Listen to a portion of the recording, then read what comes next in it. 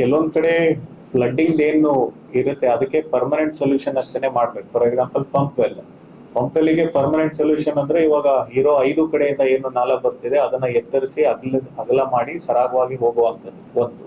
ಅದರಲ್ಲಿ ನಾವಾಗ್ಲೇ 3 ಕಾಮಗಾರಿಗಳನ್ನ ಇವಾಗ ಆಗ್ಲೇ ತಗೊಂಡಿದ್ವಿ. ಎರಡನೇದು ಆರ್ಟಿಫಿಷಿಯಲ್ ಫ್ಲಡ್ಡಿಂಗ್ ಅಂತ ಏನ್ ಹೇಳ್ತಿದ್ವಿ, ಇದರ ನ್ಯಾಚುರಲಿ ಮುಂಚೆಯಿಂದನೂ ಅದೊಂಥರ ಕೆಳಮಟ್ಟದಲ್ಲಿ ಇರುವಂತದ್ದು. ಇದು ಅಲ್ಲಿ ನಾವು ಹೂಳು ಕೂಡ ಎತ್ತಿಸ್ತಾ ಇದೀವಿ, ಎಲ್ಲ ಇದು ಮಾಡ್ತಾ ಇದೀವಿ, ಆದ್ರೂ ಕೂಡ ನಮಗೆ ಅಷ್ಟು ಇದು ಬಂದಿಲ್ಲ. ಕೆಲವೊಂದ್ ಕಡೆ ಈ ಸರಿ ನ್ಯಾಚುರಲ್ ಡ್ರೈನ್ ನ ಯಾರ್ಯಾರು ಒತ್ತುವರಿ ಮಾಡಿ ಅಥವಾ ಅವರ ಪ್ರೈವೇಟ್ ಜಾಗದಲ್ಲೇ ಹರಿತಿದ್ದಂತ ನಾಲನೆಲ್ಲ ಕೆಲವೊಂದು ಬಂದ್ ಮಾಡಿರೋ ಉದಾಹರಣೆ ಇದೆ. ಇವಾಗ 2 ಕಡೆ ನಾವಿದೆ.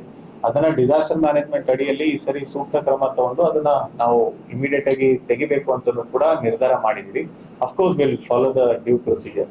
ಕೆಲವೊಂದ್ ಕಡೆ ಎಲ್ಲ ಲ್ಯಾಂಡ್ ಎಕ್ವಿಷನ್ ಅವಶ್ಯಕತೆ ಇದೆ. ಕಾರ್ಪೊರೇಷನ್ ವತಿಯಿಂದ ನಾವು ಆಗ್ಲೇ ಅದನ್ನ ಮುಂದುವರಿಸ್ತಾ ಇದೀವಿ. 15 ಸೆಂಟ್ 16 ಸೆಂಟ್ ತನಕ ಒಂದೊಂದ್ ಕಡೆ ಬರ್ತಾ ಇದೆ. ಸೊ ಅಂತವದೆಲ್ಲ ಮಾಡಿಯೂ ಸಹ ಫ್ಲಡ್ಡಿಂಗ್ ಆಗ್ತಾ ಇದೆ ಅಂತ ಹೇಳಿದ್ರೆ then that is the water volume ಒಂದೇ ಇದೆ ಕಡೆ.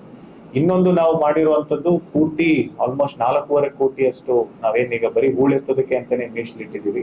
ಇನ್ನ 10 ದಿನದ ಒಳಗಡೆ ಮೇ 26 ನಮ್ದು ಮಾನ್ಸೂನ್ ಕೇರಳಗೆ ಬರುತ್ತೆ ಅಂತ ನಮ್ಗೆ ಇವಾಗಿರೋ ಪ್ರೆಡಿಕ್ಷನ್. ಮೇ 26 ಒಳಗಡೆ ನಮ್ದು ಹೂಳೆತ್ತೋದ್ ಕಾಮಗಾರಿ ಏನಿದೆ ಕಂಪ್ಲೀಟ್ ಮುಗಿಯುತ್ತೆ. ಇವತ್ತು ಕೂಡ ನಂದು ಫೀಲ್ಡ್ ವಿಸಿಟ್ ಇದೆ, ಬೆಳಿಗ್ಗೆ ಕೂಡ ನಾನು ಫೀಲ್ಡ್ ವಿಸಿಟ್ ಮಾಡಿದ್ದೀನಿ. ಕಾಮಗಾರಿ ನಾವು ಹೇಳೋದಕ್ಕಿಂತ ಇನ್ನೂ ಮುಂಚೂಣಿಯಲ್ಲೇ ಇದೆ.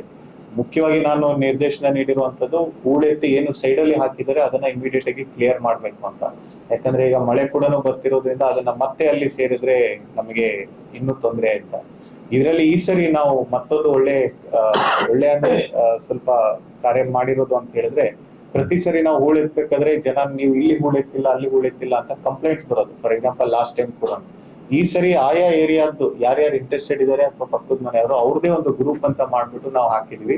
ಅವರೇ ನಮಗೆ ಹೇಳ್ತಿದ್ದಾರೆ ಇವಾಗ ಎಲ್ಲಿ ಹೂಳೆತ್ತಿದ್ದಾರೆ ಎಲ್ಲಿ ಹೂಳೆತ್ತಿಲ್ಲ ಅಂತ ಹೇಳಿ.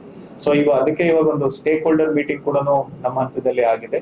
ಇನ್ನು 10 ದಿನದಲ್ಲಿ ಒಂದ್ಸರಿ ಮುಗಿದ್ಮೇಲೆ ನಾವೇ ರ್ಯಾಂಡಮ್ ಆಗಿ ಒಂದು ಐಡೆಂಟಿಫೈ ಮಾಡಿ ಎಲ್ಲರನ್ನು ಕರೆದು ಸರಿಯಾಗಿ ನಾವು ಅನ್ಕೊಂಡಾಗೆ ಆಗಿದ್ಯೋ ಇಲ್ಲೋ ಅಂತ ಅವರಿಂದನೇ ಕೂಡ ನಾವು ಮಾಹಿತಿ ತಗೊಂಡು